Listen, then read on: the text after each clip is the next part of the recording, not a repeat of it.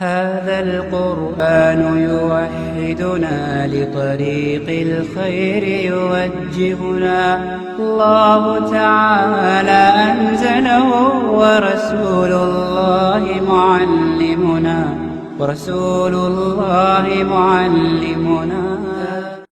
وكل بدعة ضلالة وكل ضلالة في النار. أعوذ بالله السميع العليم من الشيطان الرجيم.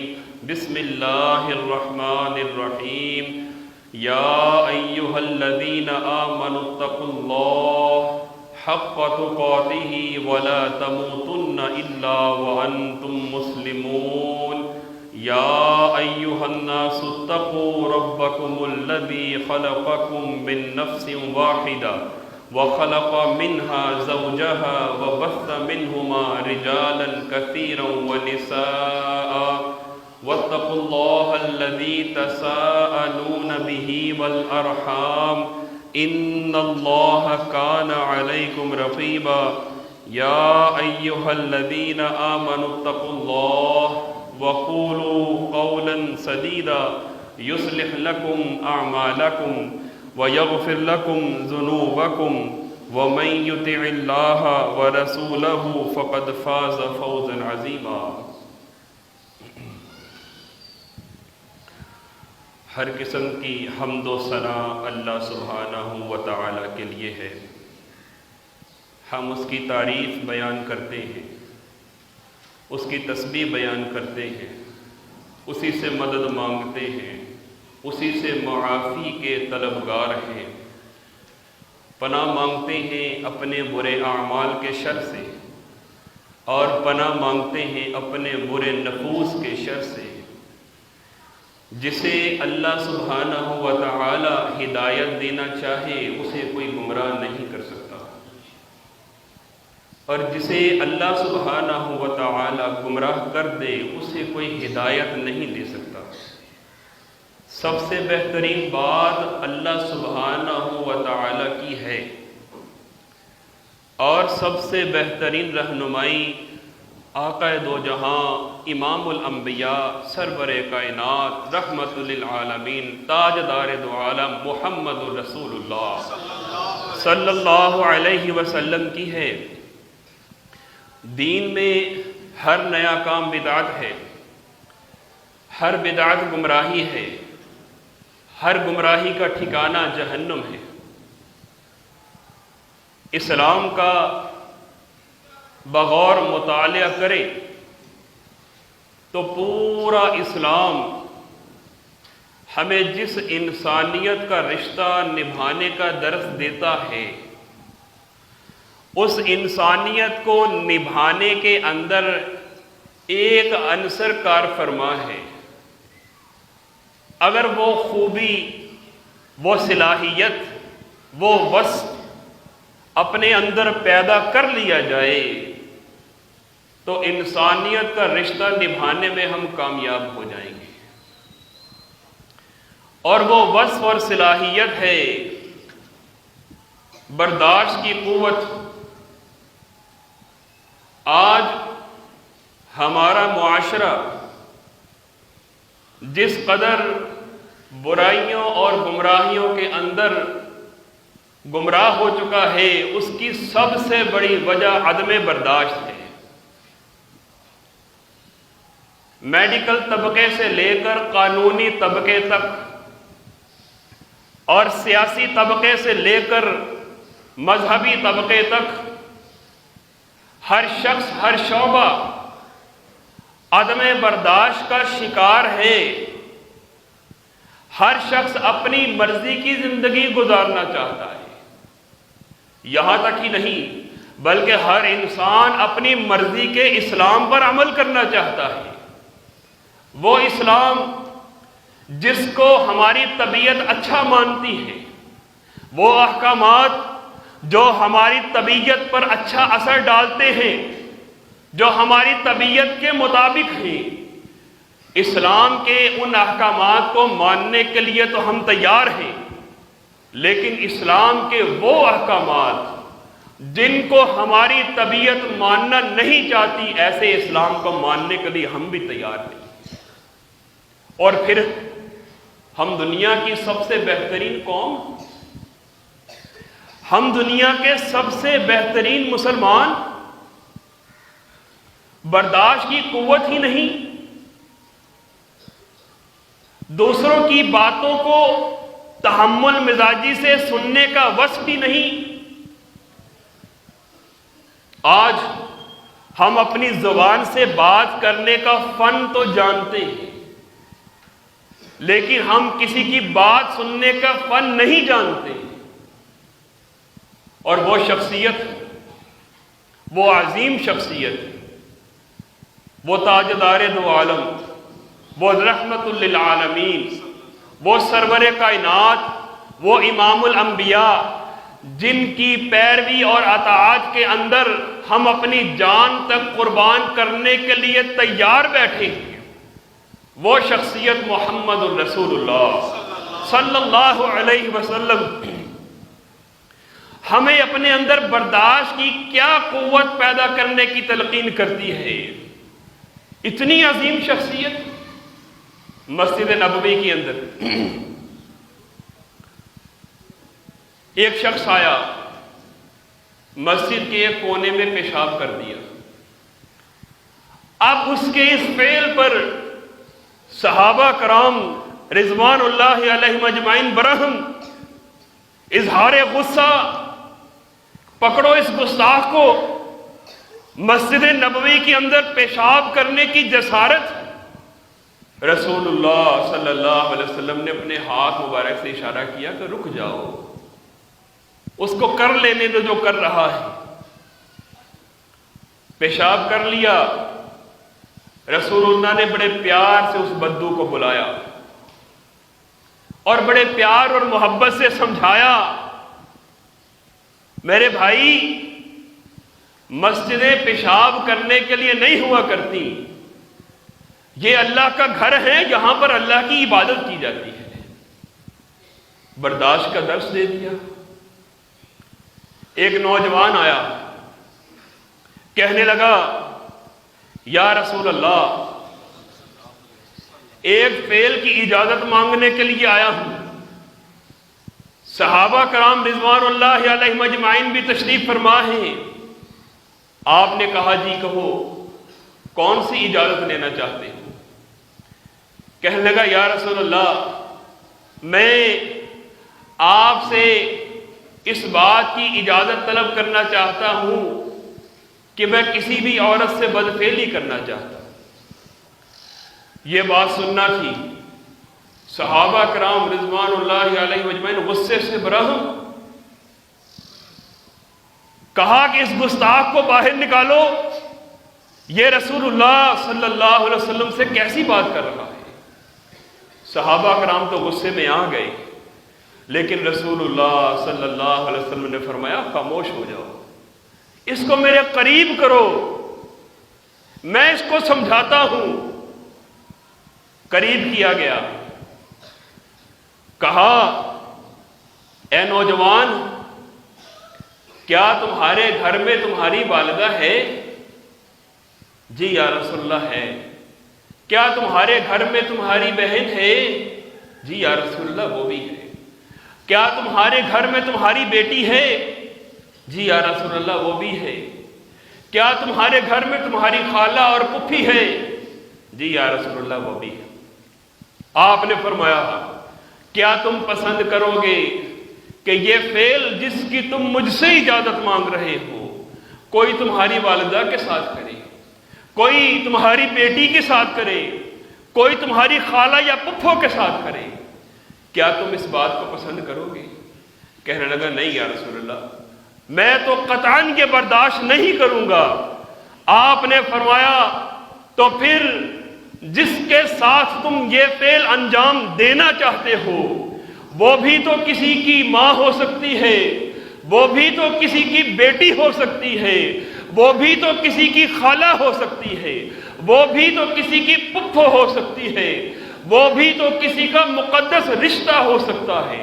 کہنے لگا یا رسول اللہ، مجھے آج یہ بات سمجھ میں آ گئی کتنا پیارا درس صرف برداشت کی قوت اپنے اندر پیدا کرنے کی وجہ سے رسول اللہ صلی اللہ علیہ وسلم نے دے دیا ہے۔ ایک مرتبہ حضرت عمر فاروق رضی اللہ تعالی عنہ وہ تورات کا ایک ورگ پڑھ رہے تھے، تورات کا ایک ورگ۔ اب رسول اللہ صلی اللہ علیہ وسلم غصے کے عالم میں کیا کیا کرتے تھے؟ ایک طرف تو ہمارا غصہ ہے، ایک طرف ہماری عدم برداشت، کوئی بات طبیعت کے خلاف سن لی، زبان سے کیا نکل رہا ہے نہیں معلوم، اعضاء سے کون سے فعل انجام دے رہا ہے نہیں معلوم، اور مانتے ہیں ہم رسول اللہ صلی اللہ علیہ وسلم کو۔ اب رسول اللہ کا غصہ دیکھیں، عمر فاروق تورات پڑھتے چلے جا رہے ہیں، قریب ہی رسول اللہ صلی اللہ علیہ وسلم کا چہرہ انور غصے سے سرخ ہوتا چلا جا رہا ہے۔ ابو بکر صدیق رضی اللہ تعالی عنہ جب انہوں نے رسول اللہ کے چہرہ انور کو دیکھا تو حضرت عمر فاروق کو متوجہ کیا، عمر تمہارے اس فعل کی وجہ سے رسول اللہ صلی اللہ علیہ وسلم غصے میں آ چکے ہیں۔ فوراً تورات کے ورق کو پھینکا، رسول اللہ سے معذرت کی، تو رسول اللہ صلی اللہ علیہ وسلم کا جب غصہ ٹل گیا تب آپ نے اپنی زبان مبارک کو کھولا اور فرمایا، عمر یہ تو تم تورات پڑھ رہے ہو نا، اگر آج موسیٰ بذات خود بھی آ جائیں تو ان کی نجات بھی میری پیروی کے علاوہ ممکن ہو ہی نہیں سکتی۔ اور برداشت کا کیسا درس! رسول اللہ صلی اللہ علیہ وسلم ایک مرتبہ تشریف فرما ہے، ادھر سے ابو بکر صدیق رضی اللہ تعالیٰ عنہ محفل میں آئے، لیکن چہرے کے آثار کچھ ایسے تھے کہ دور سے ہی رسول اللہ نے صحابہ کو فرما دیا، لگتا ہے ابو بکر آج کسی سے لڑ کے آیا ہے، کسی سے جھگڑا کر کے آیا ہے، اس کے آنے کا انداز بتا رہا ہے۔ ابو بکر صدیق رضی اللہ تعالیٰ عنہ آئے، کہنے لگے، یا رسول اللہ کچھ دیر پہلے میری اور عمر فاروق کے درمیان کسی بات پر رنجش ہو گئی، بحث بڑھ گئی،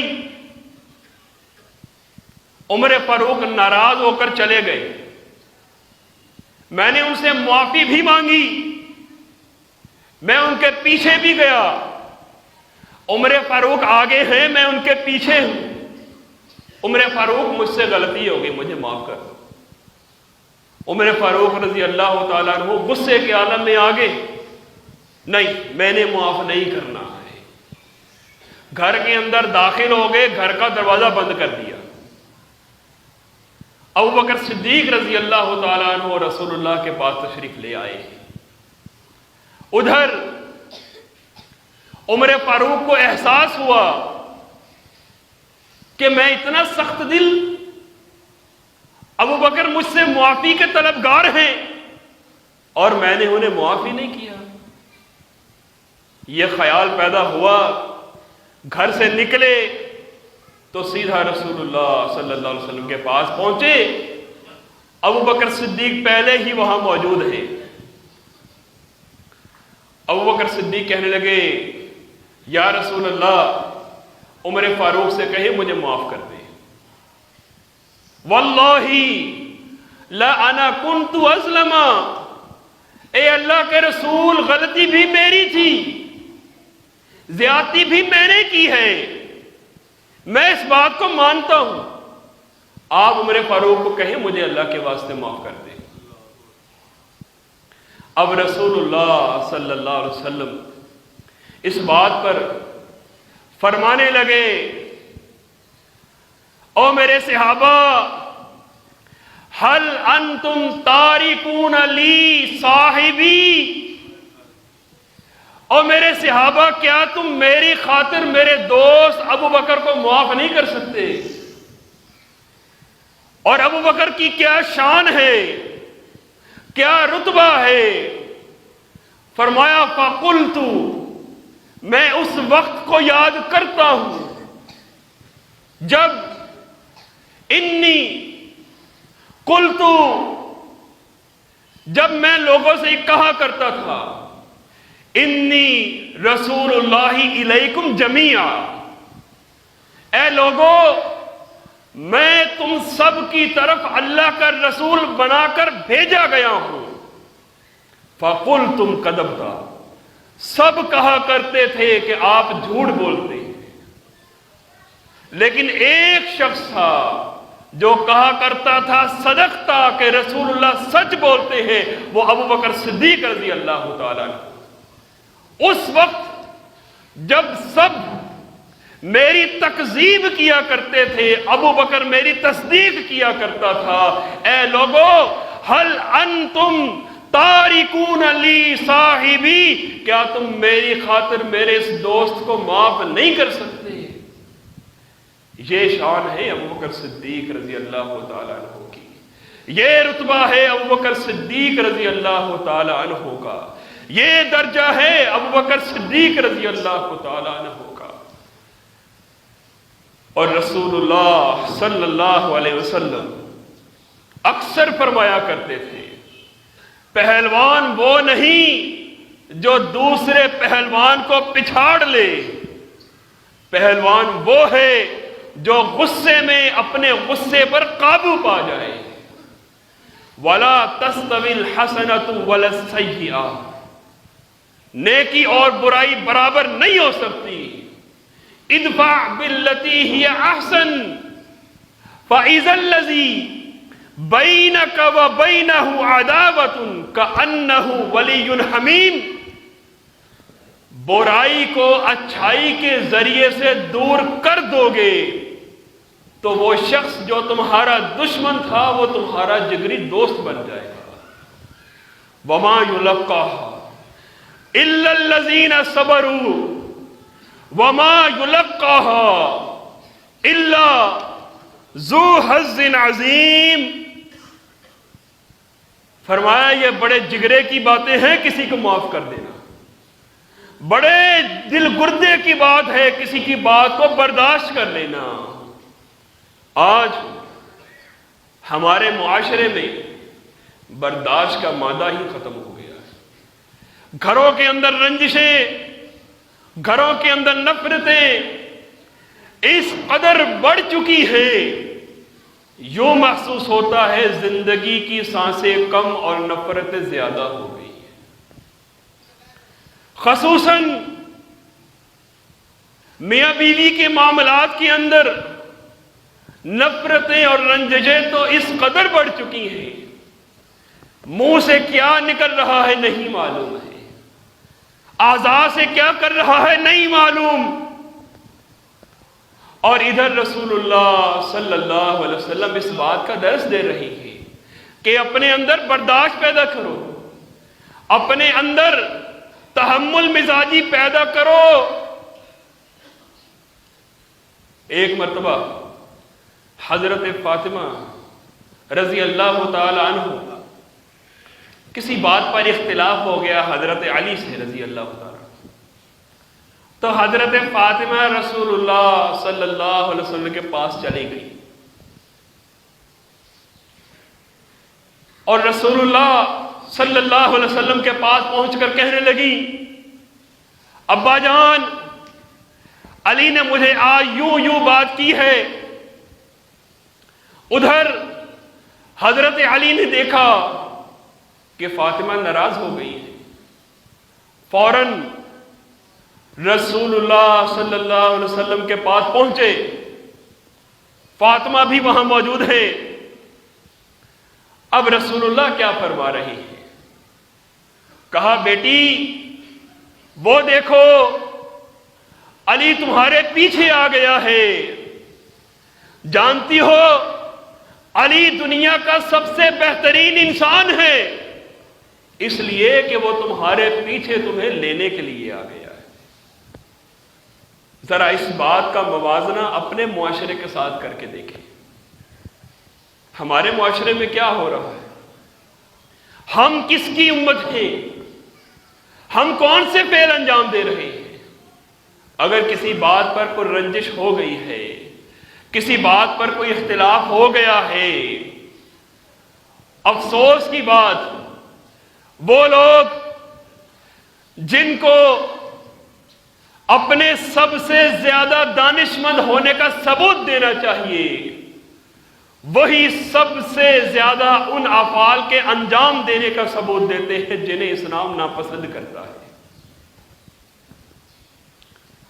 ادفع باللتی ہی احسن، برائی کو بھلائی کے ذریعے سے ختم کرنے کی کوشش کی جائے۔ اور ایک بات ہمارے معاشرے کے اندر بڑی عام ہے، اپنی برائی کو اچھائی بنا کر پیش یوں بھی کیا جاتا ہے، بھئی فلاں انسان غصے کا بہت برا ہے لیکن دل کا بڑا صاف ہے۔ اور میرے بھائی، جو انسان غصے کا انتہائی برا ہے، اس کے دل کے صاف ہونے کا کیا فائدہ ہے؟ ایسے انسان کے پاس لوگ نہ جانا پسند کرتے ہیں، نہ اس سے ملنا پسند کرتے ہیں۔ اور اللہ سبحانہ و تعالی رسول اللہ صلی اللہ علیہ وسلم کے متعلق یہ فرمایا کرتے ہیں۔ اللہ فرماتے ہیں، اے میرے نبی، اگر آپ بھی سخت زبان اور سخت دل ہوتے تو لوگ آپ کے قریب آنے کی بجائے دور چلے جاتے، آپ کی محبت پیدا نہ ہوتی۔ اور جو انسان زبان کا کڑوا ہوا کرتا ہے نا، اس سے لوگ جلدی ملنا بھی پسند نہیں کرتے ہیں۔ اس کے دل کے صاف ہونے کا کیا فائدہ؟ اور رسول اللہ فرماتے ہیں کہ روز قیامت سب سے بدترین انسان وہ ہوگا جس سے لوگ اس کی زبان کی وجہ سے ملنا چھوڑ دیں، اس کے اخلاق کی وجہ سے اسے ملنا ترک کر دے، سب سے بدترین انسان ہوگا۔ آج ہم اپنی مرضی کے اسلام پر عمل کرنا چاہتے ہیں، ہم اپنی مرضی کے احکامات کو ماننا چاہتے ہیں، اس کے باوجود بھی کہ ہم حقیقی مسلمان بننا چاہتے ہیں، اور رد عمل کا یہ اظہار، اگر یہ رد عمل، یہ ری ایکشن تمیز اور آداب کے دائرے میں ہو، رد عمل ہر انسان کرتا ہے، کوئی بات طبیعت کو ناگوار گزر سکتی ہے، لیکن رد عمل کا اظہار ویسا ہونا چاہیے جیسا رسول اللہ صلی اللہ علیہ وسلم نے ہمیں درس دیا ہے۔ اگر رد عمل آداب کے دائرے میں ہے، تمیز کے دائرے میں ہے، تو یہ رد عمل انسان کی شخصیت کو اور بھی زیادہ نکھار دیتا ہے۔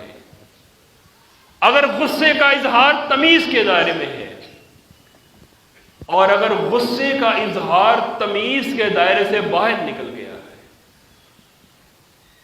تو عمر میں کتنا ہی بڑا کیوں نہ ہو، شخصیت میں کتنا ہی خوبصورت کیوں نہ ہو، رد عمل کا اظہار ادب کے دائرے سے باہر چلا گیا تو ایسا انسان دلوں سے بھی نکل جاتا ہے، اپنی عزت کو گنوا بیٹھتا ہے۔ اور اکثر ایسا بھی ہوتا ہے کہ ہم اپنے جذبات اور محبت کی وجہ سے ایسے رد عمل کا اظہار کر بیٹھتے ہیں جسے اسلام بالکل ناپسند کرتا ہے۔ حضرت نعمان بن بشیر رضی اللہ تعالیٰ عنہ فرمانے لگے کہ میرا باپ ایک دن رسول اللہ صلی اللہ علیہ وسلم کے پاس آیا، کہنے لگے، یا رسول اللہ، میں نے اپنے ایک بیٹے کو ایک غلام ہبہ کر دیا ہے، آپ کو گواہ بنانے کے لیے آیا ہوں۔ رسول اللہ نے پوچھا، کیا تمہارے اور بھی بیٹے ہیں؟ کہنے لگا، جی یا رسول اللہ، میرے اور بھی بیٹے ہیں۔ لیکن ہبہ صرف ایک بیٹے کو کر رہا ہوں، تحفہ صرف ایک بیٹے کو دے رہا ہوں۔ آپ نے فرمایا کہ پھر اس ظلم پر مجھے گواہ مت بناؤ، مجھے گواہ بنانے کی کوئی ضرورت نہیں ہے۔ یا ایھا الذین آمنوا لا تلہکم اموالکم ولا اولادکم عن ذکر اللہ، اے ایمان والو کہیں ایسا نہ ہو کہ تمہیں تمہارے مال کی محبت اور اولاد کی محبت اللہ کے احکامات اور ذکر سے غافل کر دے۔ وَمَن يَفْعَلْ ذَلِكَ فَأُولَئِكَ هُمُ الْخَاسِرُونَ، اور جو انسان بھی ایسا کرے گا وہ سراسر خسارے کے اندر ہوگا۔ پورے اسلام کا اگر جائزہ لیں تو اسلام ایک عنصر پر آ کر ہمیں جو تعلیم دیتا ہے، جو صلاحیت اپنے اندر پیدا کرنے کا درس دیتا ہے، وہ ہے برداشت کی قوت، تحمل مزاجی کی قوت۔ اور یہاں پر اس بات کو بھی ذہن میں رکھ لیں کہ ایسا نہیں کہ کسی کی زیادتی کو برداشت کرتے چلے جاؤ، ناانصافی کو برداشت کرتے چلے جاؤ، اسلام بس ہمیں برداشتی کا درس دیتا ہے، ایسا ہرگز نہیں۔ فرمایا وَجَزَاءُ سَیِّئَةٍ سَیِّئَةٌ مِثْلُهَا، برائی کا بدلہ بھی برائی ہی ہوتا ہے۔ فَاعْتَدُوا عَلَيْهِ بِمِثْلِ مَا اعْتَدَى عَلَيْكُمْ، اگر کسی پر کوئی زیادتی ہو گئی ہے، کسی پر کوئی ظلم ہو گیا ہے، تو وہ اپنی زیادتی کا بدلہ لے سکتا ہے، لیکن اتنی ہی زیادتی کی جائے گی جتنی اس پر کی گئی ہے، صرف اتنا ہی ظلم کیا جائے گا۔ ایسا نہ ہو کہ ہم اینٹ کا جواب پتھر سے دیں گے، ایسا نہ ہو۔ فرمایا جتنا ظلم کیا گیا ہے، جتنی زیادتی کی گئی ہے، اتنی ہی زیادتی کا بدلہ لیا جا سکتا ہے، لیکن حد سے تجاوز نہیں کرنا۔ لیکن معافی کا وہ جو عنصر ہے، وَمَنْ عَفَا وَأَصْلَحَ فَأَجْرُهُ عَلَى اللَّهِ، جس نے اللہ کی خاطر معاف کر دیا، معاملات کو درست کر دیا، اب اس کا اجر اللہ سبحانہ وتعالی کے ذمے آ گیا ہے۔ یہ ہے انسانیت کا سب سے اعلیٰ درجہ، یہ ہے انسانیت کا سب سے اونچا مقام، جس کے متعلق رسول اللہ صلی اللہ علیہ وسلم اکثر فرمایا کرتے تھے، انا زعیم ببیت فی ربض الجنہ لمن ترک المراء وان کان محقا، میں اس شخص کو جنت کے اندر ایک گھر کی ضمانت دیتا ہوں۔ کس کو؟ لمن ترک المراء وان کان محقا، جو حق پر ہوتے ہوئے بھی جھگڑے کو چھوڑ دیتا ہے۔ ہم تو غلط بھی ہوں تو جھگڑے کو چھوڑنا پسند نہیں کرتے، غلط بھی ہوں۔ یہاں رسول اللہ کیا کہہ رہے ہیں کہ میں جنت کی ضمانت دیتا ہوں، گارنٹی ہے میری محمد الرسول اللہ کی، اس کے لیے لمن ترک المراء وان کان محقا، جو حق پر ہے، صحیح ہے، لیکن پھر بھی جھگڑے کو چھوڑ دیتا ہے۔ تحمل مزاجی، برداشت، اس کی صلاحیت اور بس اپنے اندر کیسے پیدا کیا جائے؟ وہ قوم، وہ عرب کی قوم، یاد رکھیں عرب کی قوم زمانہ جاہلیت میں دنیا کی سب سے زیادہ جاہل قوم ہوا کرتی تھی، سب سے زیادہ جاہل قوم عرب کی ہوا کرتی تھی۔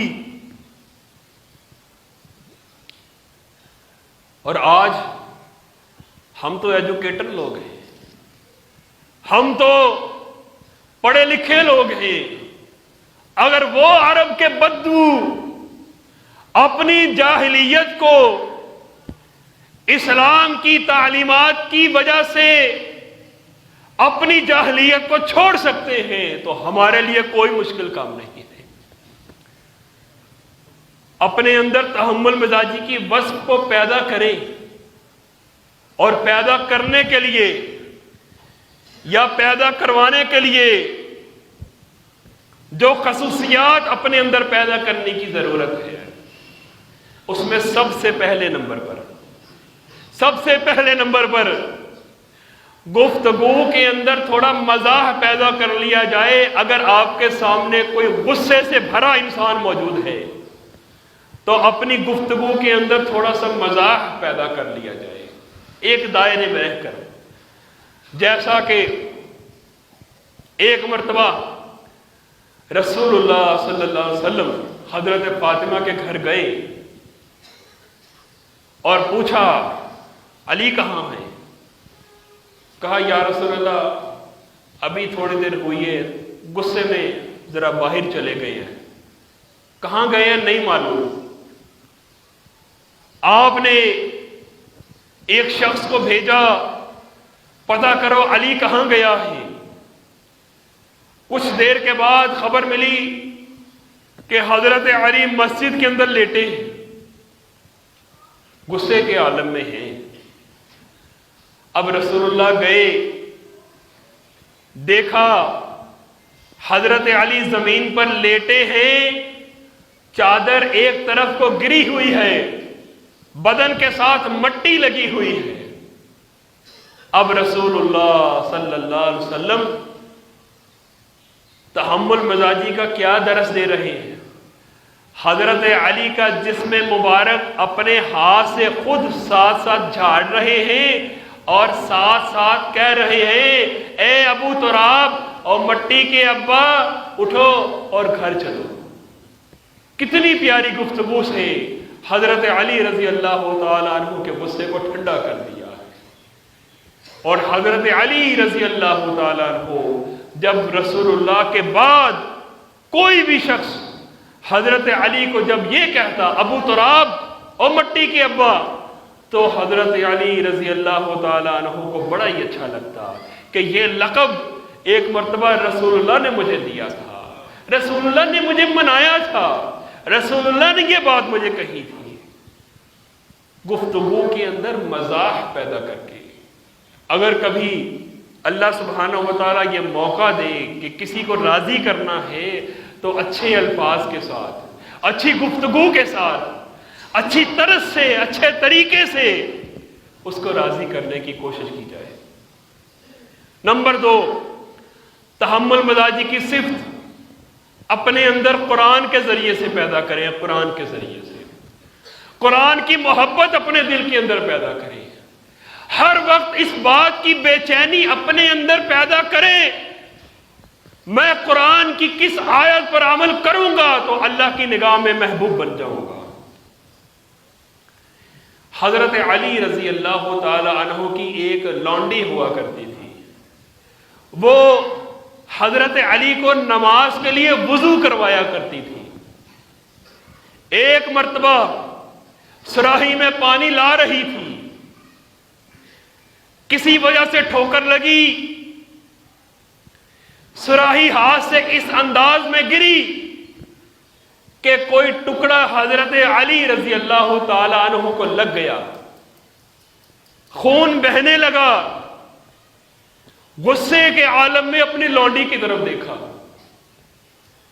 اب لونڈی بھی بڑی سمجھدار تھی، کہنے لگی والقاظمین الغیظ، اور قرآن کی وہ آیت پڑھ دی جس میں اللہ فرماتے ہیں کہ میرے محبوب بندے غصوں کو پی جاتے ہیں۔ بس اتنی بات کر دی لونڈی نے، والقاظمین الغیظ۔ یہ سننا تھا حضرت علی کا کہ اللہ کا فرمان مجھے سنا دیا کہ وہ لوگ جو غصوں کو پی جاتے ہیں۔ حضرت علی کہنے لگے میں غصے کو پی گیا۔ یہاں بات ختم نہیں کی، اگلی آیت پڑھ دی لونڈی نے، والعافین عن الناس، غصوں کو ہی نہیں پی جاتے، اللہ کے محبوب بندے لوگوں کو معاف بھی کر دیتے ہیں۔ حضرت علی کہنے لگے جا تجھے معاف بھی کیا، لیکن لونڈی اس سے بھی زیادہ سمجھدار تھی۔ اگلی آیت پڑھ دی، کہا واللہ یحب المحسنین، اللہ احسان کرنے والوں سے محبت کرتا ہے۔ حضرت علی کہنے لگے جا آج کے بعد تو آزاد ہے۔ غلطی کی، لونڈی نے غلطی کی، مالک غصے میں بھی آیا، لونڈی آزاد کیسے ہو گئی؟ لونڈی آزاد ہوئی تو اس قرآن کی وجہ سے۔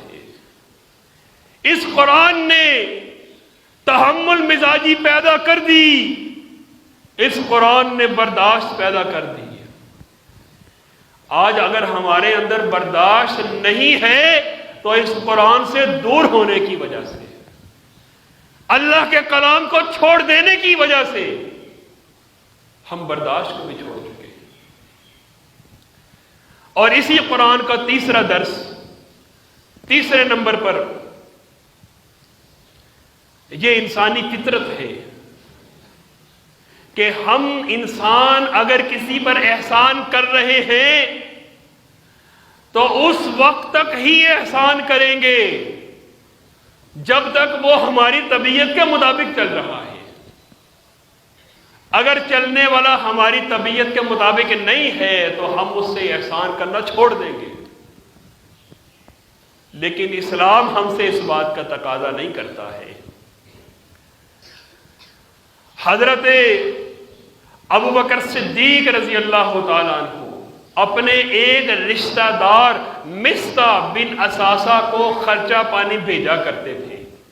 کیوں؟ غریب آدمی ہے، اور حضرت ابوبکر صدیق تجارت کیا کرتے تھے تو اپنے اس رشتہ دار کا خیال رکھا کرتے تھے، اس کو خرچہ پانی بھیج دیا کرتے تھے۔ لیکن ہوا یوں کہ وہ واقعہ افک جس میں حضرت عائشہ رضی اللہ تعالی عنہ پر تہمت لگی تھی، ان تہمت لگانے والوں میں حضرت مصطح یہ بھی شامل ہو گئے غلط فہمی کی وجہ سے۔ جب ابوبکر صدیق رضی اللہ تعالی عنہ کو پتہ چلا کہ میرا وہ عزیز جس کو میں ہر مہینے خرچہ وغیرہ بھیجتا ہوں، اس نے بھی میری بیٹی پر تہمت لگائی ہے، تو احسان کرنا بند کر دیا، خرچہ بھیجنا بند کر دیا، آئندہ کے بعد نہیں بھیجوں گا۔ یہ کیا تو اللہ سبحانہ و تعالی نے قرآن نازل کر دیا، فرمایا وَلَا يَأْتَلِ أُولُو الْفَضْلِ مِنْكُمْ وَالسَّعَةِ أَن يُؤْتُوا أُولِي الْقُرْبَى وَالْمَسَاكِينَ وَالْمُهَاجِرِينَ فِي سَبِيلِ اللَّهِ۔ ایسا نہ کیا کرو تم میں سے اگر کسی شخص کو اللہ سبحانہ و تعالی نے قوت دی ہے، طاقت دی ہے کہ اپنے کسی عزیز پر احسان کر رہا ہے، ایسا نہ کیا کرو کہ کسی وجہ سے اس پر احسان کرنا ہی بند کر دو، ایسا نہ کیا کرو۔ وَلْيَعْفُوا وَلْيَصْفَحُوا، درگزر سے کام لے کر اسے معاف کر دیا کرو۔ أَلَا تُحِبُّونَ أَن يَغْفِرَ اللَّهُ لَكُمْ، کیا تم اس بات کو پسند نہیں کرتے کہ اللہ بھی تمہیں معاف کر دے؟ جب یہ آیت پڑھی نا، جب یہ آیت پڑھی تو ابوبکر صدیق کہنے لگے ہاں میں پسند کرتا ہوں کہ اللہ مجھے معاف کر دے، میں اپنے اس رشتہ دار کو معاف کرتا ہوں، دوبارہ سے اس پر احسان کرنا شروع کر دیا۔ اور یہ ہمارے معاشرے کے اندر عام ہے۔ اس وقت تک ہی ہم رشتہ داری کو نبھاتے ہیں جب تک اس کے کام ہماری طبیعت کے مطابق ہوتے ہیں۔ یہ انسانیت کا اعلیٰ درجہ نہیں ہے، یہ انسانیت کا درجہ نہیں ہے۔ نمبر 4،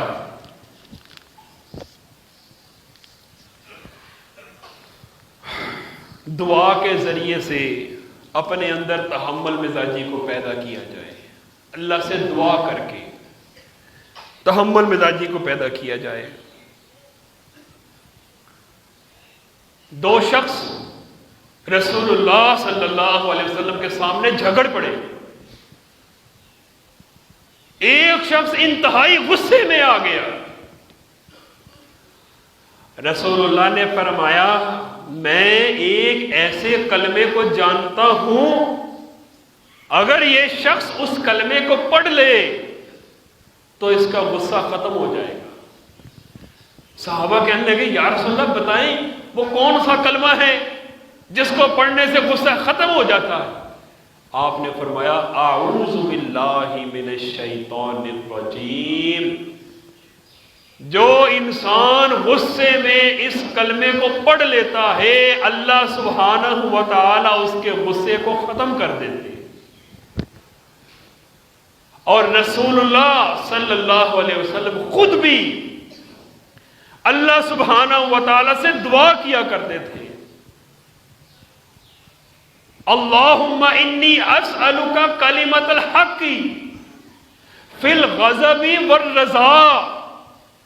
اے اللہ میں تجھ سے اچھی بات اور حق بات کا سوال کرتا ہوں غصے کے عالم میں ہوں یا عام حالت میں ہوں. یہ دعا بھی کیا کریں کہ اللہ ہم غصے میں ہوں یا غصے کے بنا ہم تجھ سے حق بات کا ہی سوال کرتے ہیں. اے اللہ ہماری زبان سے حق بات کو ہی نکالنا. دعا کے ذریعے سے اپنے غصے کو ٹھنڈا کرنے کی کوشش کرنی چاہیے. اپنے اندر تحمل مزاجی کو پیدا کرنے کی کوشش کرنی چاہیے. نمبر 5 رسول اللہ صلی اللہ علیہ وسلم نے فرمایا کہ اگر تم میں سے کسی شخص کو غصہ آ جائے, غصہ آنے کے بعد ایسے شخص کو چاہیے کہ وہ پانی کے ساتھ وضو کر لے.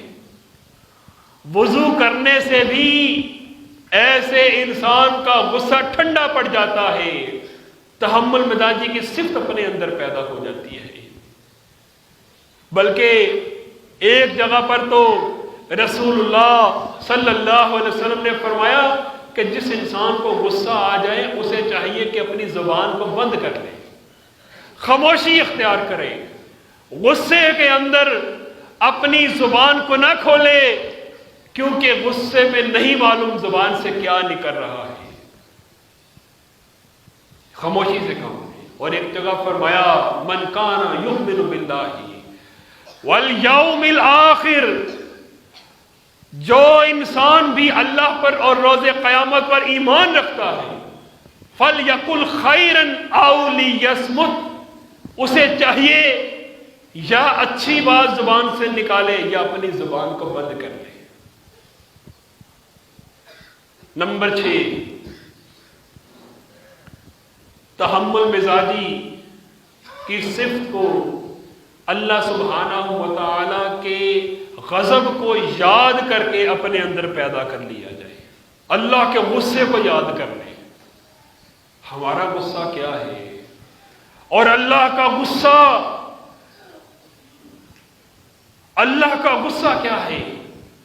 اِنَّ بَطْشَ رَبِّكَ لَشَدِيدٌ, اللہ کی پکڑ بڑی سخت ہے.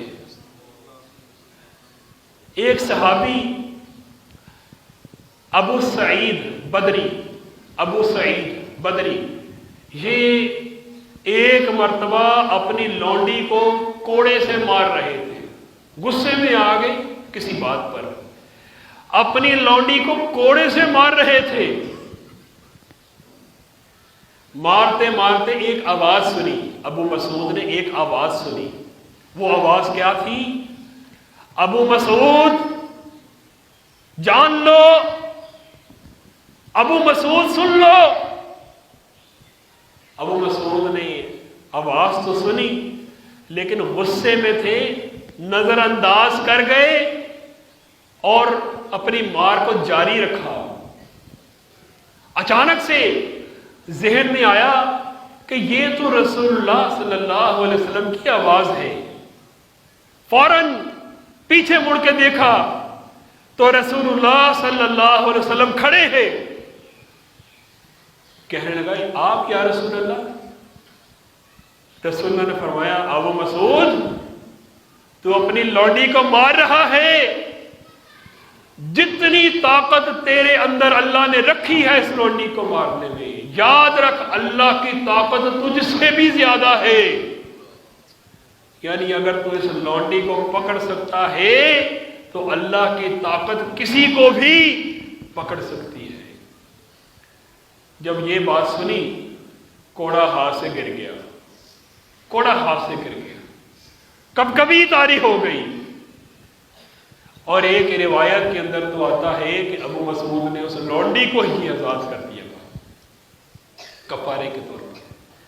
تو تحمل مزاجی کی صفت اللہ سبحانہ و تعالیٰ کے غضب کو یاد کر کے اپنے اندر پیدا کر لی جائے کہ میرا غصہ کیا ہے، میں اپنے ماتحت پر کیا غصہ کروں گا، اللہ کا غصہ مجھ سے بھی زیادہ ہے، میں اپنے گھر، اپنے اہل و عیال، اپنے رشتہ داروں پر کیا غصہ کروں گا، اللہ کا غصہ، اللہ کی پکڑ مجھ سے بھی زیادہ ہے۔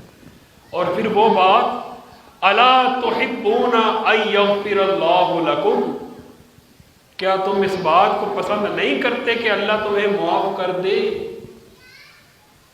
اور ایک جگہ پر اللہ فرماتے ہیں وَأَحْسِن كَمَا أَحْسَنَ اللَّهُ إِلَيْكَ، لوگوں کے ساتھ وہی سلوک کیا کرو جو تم چاہتے ہو کہ اللہ میرے ساتھ سلوک کرے۔ اور جس نے اس دنیا کے اندر کسی جنتی کو دیکھنا ہے بزبان قرآن، تو وہ اس انسان کو دیکھ لے جو اپنے غصے کو پی جاتا ہے۔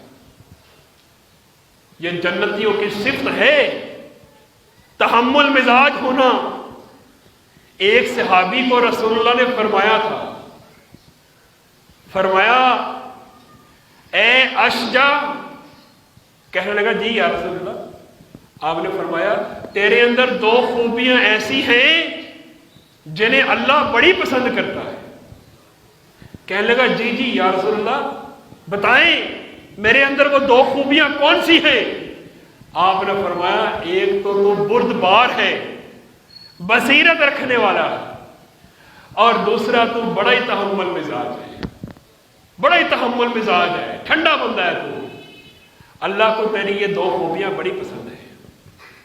وَسَارِعُوا إِلَى مَغْفِرَةٍ مِّن رَبِّكُمْ وَجَنَّةٍ عَرْضُهَا السَّمَاوَاتُ وَالْأَرْضُ أُعِدَّتْ لِلْمُتَّقِينَ، دوڑو لپکو بھاگو اس جنت کی طرف جس کی لمبائی اور چڑھائی زمین و آسمان کے برابر ہے۔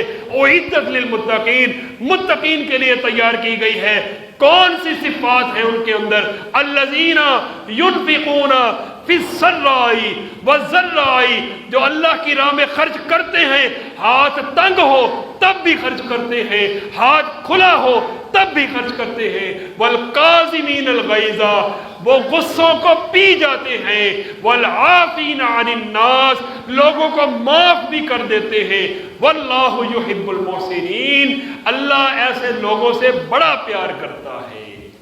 اللہ سبحانہ و تعالی ہمیں ہمارے اندر بھی ایسی خوبی پیدا کرنے کی توفیق عطا فرما دے جس سے اللہ بھی ہم سے پیار کرے، جس سے اللہ بھی ہم سے محبت کرے۔ اور وہ کون سی صفت ہے؟ تحمل مزاجی کی صفت، غصوں کو پی جانے والی صفت۔ سبحان ربک رب العزت عما یصفون وسلام علی المرسلین والحمد للہ رب العالمین۔